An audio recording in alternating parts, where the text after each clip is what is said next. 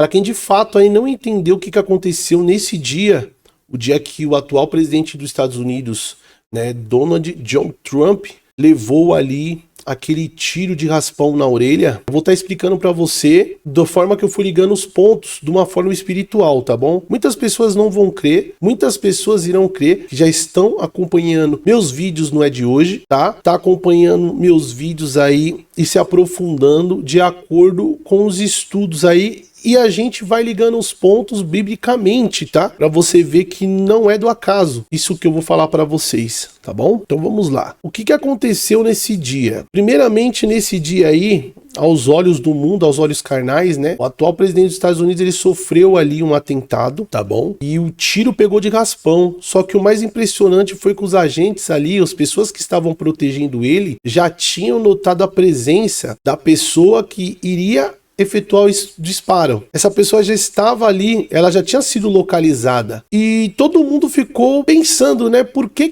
ele deixou de fato isso se prolongar, isso acontecer, de fato isso quase se concluir, né? Quem iria colocar sua vida em risco? O nome do cara era Thomas Matthew Crock, né?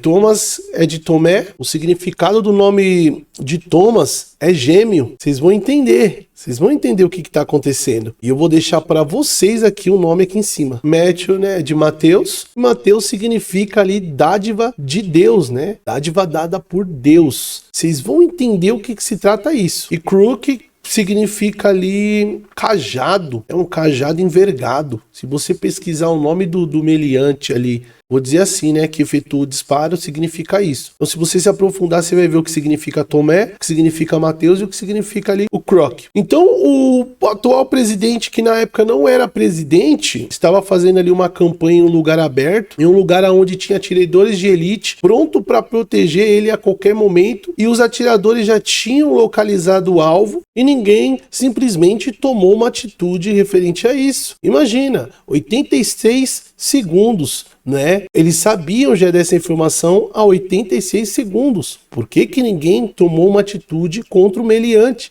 Esperaram disparar, né, contra Donald Trump, ou melhor, Donald John Trump. Teve entrevistas ali da televisão dizendo que se o presidente, né, tivesse virado a cabeça um pouquinho pro lado, seria fatal, né? Teria, infelizmente, estourado a cabeça dele, vamos dizer assim, de uma forma mais humana, né? Porque a gente não quer o mal do nosso próximo. Primeiramente, não sou de esquerda, não sou de direita. Eu quero deixar bem claro para vocês isso. E vamos lá para a explicação que eu vou dar para vocês aqui, tá? Se você não entender essa explicação, vá para os meus outros vídeos e vá se aprofundando que você vai entender melhor, tá? Porém, o que eu vou dizer para você, se você tiver de coração aberto, você tiver com o coração aí quebrantado e você tiver em espírito e pedir discernimento pro Pai, você vai entender o que eu estou falando. Os pontos foram ligados, tá? No Éden, após a queda de Adão e de Eva, por causa da proposta ali da serpente e da rebeldia do homem, Deus ali, né, fez uma condenação para o homem, para a mulher e para a serpente. Vamos ver o que Deus falou para a serpente, tá bom? Vai vendo o que o nosso Pai Celestial falou para a serpente. Então o Senhor Deus disse à serpente: porquanto fizeste isto, maldita serás, mais que toda a fera, e mais que todos os animais do campo. Sobre o teu ventre andarás, e pó comerás todos os dias da sua vida. E porém inimizade entre ti e a mulher, e entre a tua semente e a sua semente. E esta te ferirá a cabeça, e tu ferirás o calcanhar. Deus estava dizendo ali naquele exato momento que nasceria alguém do ventre da mulher que iria vencer a serpente. Como? Feriria a cabeça dela, e a serpente feriria o calcanhar. Então, isso já foi logo no início de tudo, em Gênesis, cara, no capítulo 3. E você pode ver a magnitude de tudo que Deus falou que seria a semente da mulher e não a semente do homem. Você pode ver que a forma que Jesus nasce não é por parte de José, é por parte de Maria, que é concebida pelo Espírito Santo. Então, Deus, ele já tinha preparado esse plano mesmo antes da fundação do mundo, ou seja, o Cordeiro, ele já tinha morrido na fundação do mundo. Tem um versículo que já retrata isso, que já relata isso. que o cordeiro ele já foi morto desde a fundação do mundo. E você pode ver que Eva e Adão, né, Adão e Eva, quando estavam nus, o Pai Celestial o vestiram, né, com pele de animal. Então tem gente que até fala que essa pele desse animal já era a pele do cordeiro, porque nudez representa pecado. Tudo bem? Vamos para Gênesis aí do 25, né? Capítulo 25, do versículo 24 ao 34. E olha que interessante isso daqui. Olha como que isso já apontava, né, para o cordeiro e também já apontava da forma que a serpente agiria, tá bom? Vai vendo. Em Gênesis 25, aqui do versículo 24, está escrito: e cumprindo-se os seus dias para dar à luz, eis gêmeos no seu ventre. O 25, e saiu o primeiro ruivo, e todo como um vestido de pelo. Por isso chamaram o seu nome Esaú. Esse daqui foi o primeiro, foi o primogênito, tá bom? De Isaac, filho de Abraão.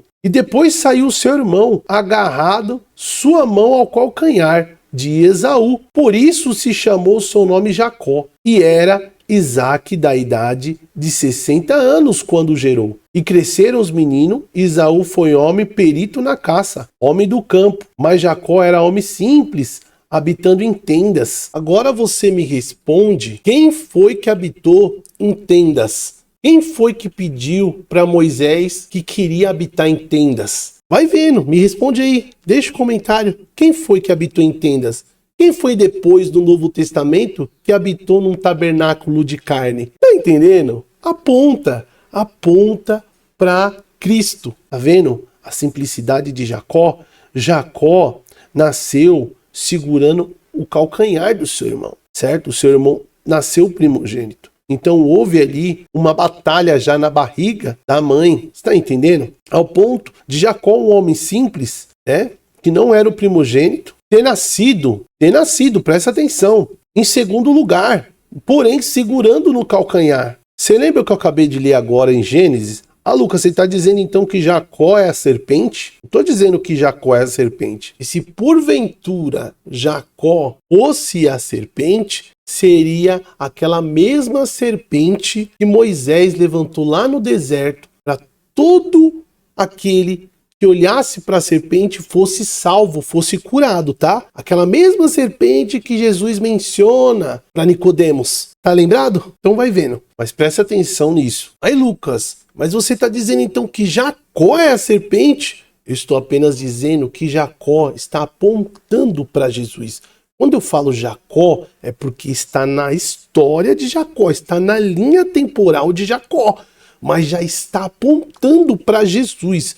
Então, não olhe como se fosse Jacó, olha como se fosse só por esse momento, só por esse trecho, Jesus, tá bom? E amava Isaque a Esaú, porque a caça era de seu gosto, mas Rebeca amava Jacó. E Jacó pusera um guisazo, e veio Esaú do campo, e estava ele cansado. E disse Esaú a Jacó: deixe-me, peço-te comer esse guisazo vermelho, né? Uma lentilha, na verdade, porque estou cansado. Por isso se chamou Edom. Então disse Jacó: vende-me hoje a tua primogenitura. Ele era gêmeo, né? Um tinha nascido há poucos segundos primeiro que é Esaú. E disse Esaú: eis que estou a ponto de morrer, para que me servirá a primogenitura. Então Esaú estava morrendo de fome e descartou ali a sua primogenitura. Então disse Jacó: jura-me hoje. E jurou-lhe e vendeu a sua primogenitura a Jacó, né? Então Esaú passou a sua primogenitura a Jacó. Jacó passou a ser o irmão mais velho, né? Passou a ser o primogênito. E Jacó deu pão a Esaú e o guisado de lentilhas. E ele comeu e bebeu, e levantou-se e saiu. Assim desprezou Esaú a sua primogenitura. Esaú desprezou a sua primogenitura. Tá entendendo? Ele desprezou. Ele estava faminto e ele trocou tudo aquilo por um prato de lentilha. Aí, se você parar para analisar a Bíblia e você se aprofundar, o que o diabo ofereceu para Jesus naquele deserto e Jesus não trocou? Jesus, ele estava ali há 40 dias, né, fazendo o seu jejum, e o diabo apareceu tentando, dizendo o que para ele? Se você é filho de Deus, né, transforma essas pedras em pão. Se você é filho de Deus, pule daqui. Então, primeiro ele chegou na fome, né? Jesus estava na mesma situação que Esaú estava, faminto. Porém, Jesus né, não trocou a obediência do pai, a sua primogenitura, transformando aquela pedra em pão. Isso é muito profundo. Então o diabo, sabendo que ele jamais trocaria sua primogenitura, tentou matar. Disse assim, se jogue daí. Se você se aprofundar, né, foi mais ou menos isso que o diabo usou até um versículo bíblico. O diabo entende de Bíblia. E Jesus negou, né? Falou, não vou pular daqui. Usou um outro versículo bíblico. Não tentará o Senhor teu Deus. E o diabo, por último, ofereceu todos os reinos da terra, né? Porque após o homem comer o fruto, é como se a terra fosse dada para o inimigo, como se a terra fosse do inimigo, é como se ele habitasse aqui, porque no mundo mal, no mundo de pecado, o líder é o maior pecador, você está entendendo? Jesus, como ele não tinha pecado, ele vivia dizendo que esse mundo não era dele, por isso que ele não reinou nesse mundo, como o Messias que o judeu queria. Porque como que você, sendo santo, você vai reinar no mundo de pecado? Esse mundo precisa ser restaurado, restituído primeiro. Você está entendendo? Por isso que veio o plano da redenção, tá bom? Então Jesus, ele não soltou ali a sua primogenitura por nada. E foi fiel ao Pai até o fim, indo para a cruz, tá bom? Então a gente aqui vai para a cruz para você entender o que aconteceu. Então se você olhar aqui direitinho, eu fiz a pesquisa, né? Jesus pisa na cabeça da serpente aonde? Isso já está aqui na cruz do Calvário. Jesus pisou na cabeça da serpente quando na cruz do Calvário, despojando os principados e potestades, triunfando sobre eles. Colossenses, né? Capítulo 2 aqui, versículo 15. E essa vitória simboliza a derrota do mal e a promessa de salvação para a humanidade, conforme mencionado em Gênesis, no capítulo 3, do versículo 15. Olha que interessante, Colossenses 2, versículo 15, e aqui Gênesis capítulo 3, versículo 15, onde Deus promete que a semente da mulher esmagará a cabeça da serpente. A imagem de Jesus esmagando a serpente é frequentemente associada à vitória do bem sobre o mal na iconografia cristã. Tudo bem? Então Jesus, ele venceu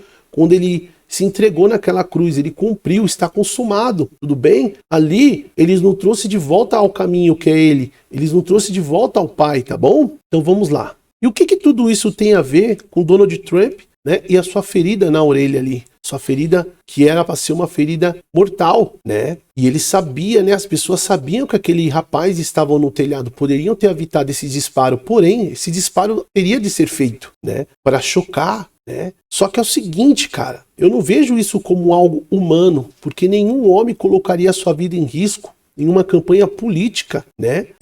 Apenas para a presidência.